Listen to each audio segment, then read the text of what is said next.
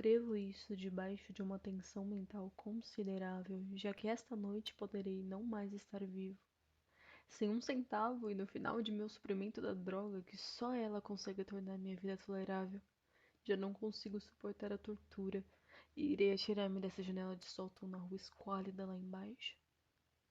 Não pensem que minha dependência da morfina tenha me tornado um fraco ou degenerada. Quando houveram lido essas páginas rabiscadas às pressas, poderão imaginar, mesmo sem nunca perceber plenamente, por que preciso do ouvido ou da morte. Foi em um dos trechos mais abertos e pouco frequentados do vasto Pacífico que o paquete onde eu era comissário de bordo foi capturado pelo vaso de guerra alemão. A Grande Guerra estava então em seu início e as forças marítimas do Bárbaro ainda não haviam mergulhado por completo em sua posterior degradação. Sendo assim, nossa embarcação foi tomada como legítima presa, enquanto nós, membros de sua tripulação, fomos tratados com toda a equidade e consideração que nos eram devidos como prisioneiros navais. Era tão liberal, de fato, a disciplina de nossos captores que 5 dias depois de nos tomarem, consegui escapar, sozinho, num pequeno barco equipado com água e provisões para muito tempo. Quando enfim me vi livre à deriva, não tinha muita noção de minha localização. Como nunca havia sido um navegador experiente, eu só podia imaginar vagamente pelo sol e as estrelas que estavam pouco ao sul do Equador. Da latitude eu nada sabia, e não havia ilha nem linha costeira à vista. O tempo manteve-se firme e durante dias sem conta eu vaguei sem destino debaixo de um sol escaldante, esperando a passagem de algum navio ou ser atirado às praias de alguma terra habitável. Mas não surgiu navio nem terra e comecei a me desesperar em minha solidão sobre a ondulante vastidão e interminável azul. A mudança aconteceu enquanto eu dormia. Seus detalhes eu jamais saberei, pois, embora agitado e povoado de sonhos, tive um sono contínuo. Quando afinal despertei, descobri-me meio tragado pela extensão lamacenta de um infernal lodo negro que se estendia à minha volta em monótonas ondulações até onde minha vista alcançava e onde, a certa distância, estava enterrado meu barco. Embora se possa perfeitamente imaginar que minha primeira sensação seria de espanto, com uma transformação tão prodigiosa e inesperada de cenário, eu, na verdade, fiquei mais horrorizado do que espantado, pois havia no ar e no solo putrefado um caráter sinistro que me arrepiou até o âmago de meu ser. A região toda fedia com as carcaças de peixes apodrecidos e outras coisas menos descritíveis que eu vi projetadas na lama abjeta de interminável planície. Talvez eu não devesse esperar transmitir em meras palavras a indivisível repugnância que pode existir num silêncio absoluto e numa imensidão estéril. Não havia nada ao alcance do ouvido da visão, salvo uma vasta extensão de lodo preto, mas ainda assim o caráter absoluto do silêncio e a homogeneidade da paisagem me oprimiram com um medo nauseante. O sol ardia no alto de um céu sem nuvens que me parecia quase negro em sua impiedade, como se refletisse o pântano escuro que tinha embaixo de meus pés. Arrastando-me para dentro do barco encalhado, percebi que apenas uma teoria poderia explicar minha situação. Por algum tipo de erupção vulcânica sem precedentes, parte do leito do oceano devia ter sido impelida para a superfície, expondo regiões que, durante incontáveis milhões de anos, ficaram submersas debaixo de profundezas aquáticas imensuráveis. Era tão grande a extensão da nova terra que se elevara por baixo de mim, que não consegui captar o mais tênue ruído do oceano, por mais que forçasse os ouvidos. Também não havia qualquer ave marinha para pilhar as coisas mortas. Durante muitas horas eu fiquei sentado, pensando e ruminando no barco que estava caído de lado e produzia um pouco de sombra à medida que o sol ia seguindo seu curso no céu. Com o avanço do dia, o chão foi ficando menos pegajoso, indicando que ficaria seco bastante para permitir que se andasse sobre ele dentro de pouco tempo. Eu dormi muito pouco naquela noite e no dia seguinte preparei um farnel com água e comida para uma excursão terrestre em busca do mar desaparecido e de um possível resgate. Na terceira manhã, verifiquei que o solo já estava bem seco e permitiria que se caminhasse sem problema sobre ele. O cheiro de peixe era enlouquecedor, mas eu estava concentrado demais em coisas mais sérias para me importar com desgraça tão pequena, e parti ousadamente para um destino incerto. Caminhei a duras penas durante o dia todo na direção oeste, guiado por um outeiro distante que me destacava em altura dos outros que existiam no deserto acidentado. Acampei naquela noite e no dia seguinte segui avançando para o outeiro, embora aquele objeto parecesse estar pouca coisa mais perto do que da primeira vez em que o vira. Na quarta noite atingi a base do monte, que se mostrou muito mais alto do que parecera à distância. O vale interposto destacava seu perfil na superfície geral. Exausto demais para subir, eu dormi à sombra da colina. Não entendo porque meus sonhos foram tão agitados naquela noite, mas antes da curva fantasticamente acentuada da lua minguante ter se erguido muito alto acima do lado oriente da planície, acordei suando frio, decidido a não me deixar adormecer de novo. As visões como as que havia tido eram demais para suportá-las de novo, e sob o brilho do luar percebi como foram insensatas as minhas caminhadas diurnas. Sem o ardor do sol escaldante, minha jornada teria me custado menos energia. Agora, enfim, eu me sentia perfeitamente capaz de realizar a escalada que me havia intimidado ao entardecer. Apanhei então o farnel e encaminhei-me para a crista da elevação. Já tive a oportunidade de mencionar que a monotonia constante da planície ondulada era-me uma fonte de impreciso horror, mas creio que meu horror ficou maior quando alcancei o cume do monte e olhei para o outro lado, para o imenso vale ou canhão cujos recessos negros a lua ainda não se havia erguido o suficiente para iluminar. Senti-me no limiar do mundo, olhando por sob a borda, para o caos insondável de escuridão perpétua. Em meio ao meu horror, perpassaram curiosas reminiscências do paraíso perdido e da tenebrosa ascensão de Satã pelos reinos informes das trevas. À medida que a lua foi subindo no céu, pude notar que as encostas dos vales não eram tão perpendiculares quanto eu imaginara. Saliências e afloreamentos de rochas forneciam apoios perfeitos para uma descida, além de que, cerca de 30 metros abaixo, o declive tornava-se bastante ameno. Impelido por um impulso que não consigo precisar, fui descendo com dificuldade pelas rochas até parar na encosta menos íngreme abaixo, de onde fitei as profundezas estígias onde nenhuma luz jamais penetrara. De repente, minha atenção foi atraída por um objeto enorme e singular na vertente oposta, erguendo-se abruptamente a cerca de 100 jardas à minha frente.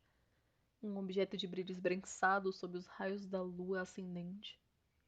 De início, imaginei que se tratasse de uma simples rocha gigantesca, mas estava um pouco consciente de que seu entorno e sua posição não eram uma obra puramente natural.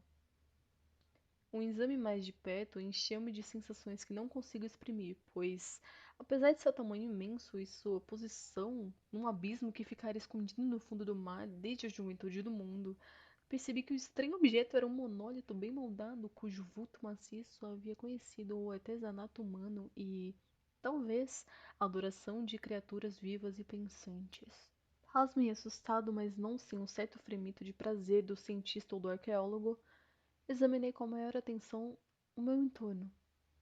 A lua agora perto do zenite brilhava intensamente e misteriosamente sobre os penhascos abissais que ladeavam o abismo, revelando um extenso curso d'água que corria sinuoso em seu fundo até se perder de vista em ambas as direções, que quase lambia meus pés enquanto eu estava ali, parado na encosta.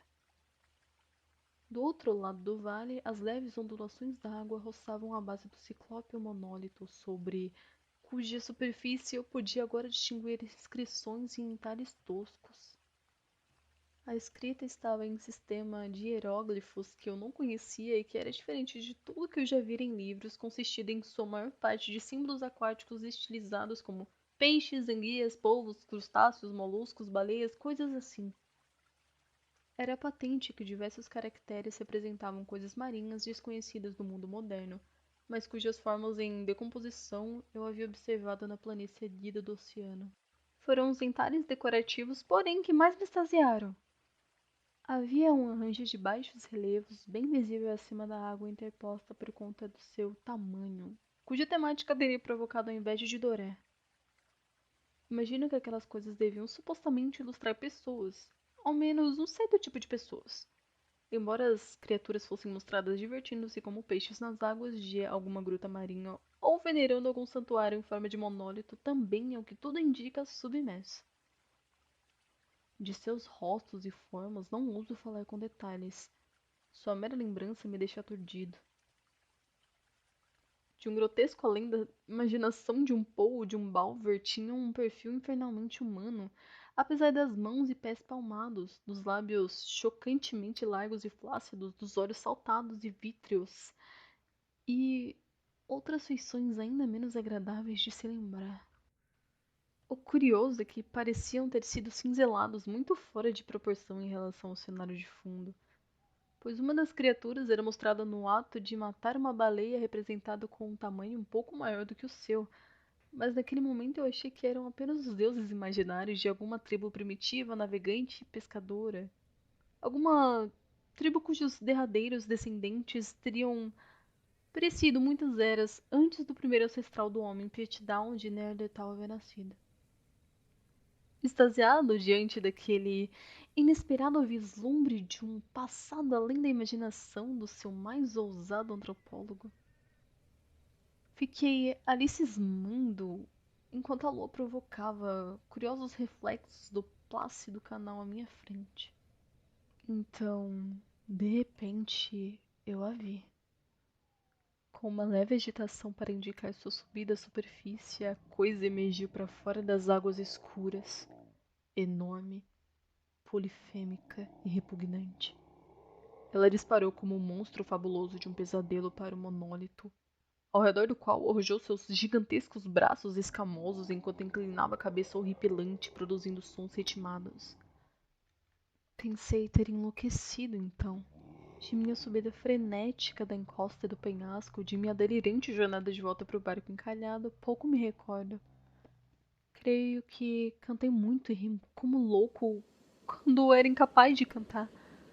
Tenho vagas recordações de uma grande tempestade algum tempo depois de alcançar o barco. De qualquer forma, sei que ouvi o rubombar de trovões e outros ruídos que a natureza produz somente em seus rumores mais terríveis. Quando saí das trevas, estava no hospital de São Francisco, para onde fora levado pelo capitão de um navio americano que recolhera meu barco no meio do oceano. Em meu delírio, falei muito, mas descobri que não deram muita atenção às minhas palavras. Meus salvadores não sabiam nada a respeito de alguma terra que houvesse aflorado no Pacífico, e eu não julguei necessário insistir em algo que sabia que eles não poderiam acreditar. Procurei certa vez um famoso etnólogo e o diverti com perguntas curiosas sobre a antiga lenda filistina de Dagon, o deus peixe, mas percebendo que logo que ele era um racionalista incorrigível, não insisti nas perguntas. Durante a noite, especialmente quando a lua está muito curva e minguante, que eu vejo a coisa. Tentei a morfina, mas a droga deu-me apenas um alívio temporário e arrastou-me para suas garras como um escravo sem esperança. Sim, tendo escrito um relato completo para informação ou a desdenhosa diversão de meus semelhantes, agora pretendo acabar com tudo. Muitas vezes me pergunto se tudo não teria passado de pura fantasmagoria, uma simples fantasia febril enquanto eu jazia castigado pelo sol e delirante naquele barco descoberto depois de minha fuga do vaso de guerra alemão. Isso eu me pergunto, mas sempre me vem uma visão terrivelmente pavorosa em resposta. Não consigo pensar no mar profundo sem estremecer com as coisas inomináveis que podem, neste exato momento, estar arrastando-se e esponjando-se em seu leito lamacento, adorando seus antigos ídolos de pedra e cinzelando a sua própria e detestável semelhança em obeliscos submarinos de granito encharcado. Sonho em que um dia em que elas poderão ascender acima dos vagalhões para arrastar para o fundo com suas garras fétidas os remanescentes de uma humanidade debilitada, exaurida pela guerra. O dia em que a terra poderia afundar e o escuro leito do oceano erguer-se em meio a um pandemônio universal. O... o fim está próximo. Eu ouço um ruído à porta, como se um imenso corpo viscoso estivesse forçando. Ela não me encontrará. Deus, aquela mão. A janela! A janela!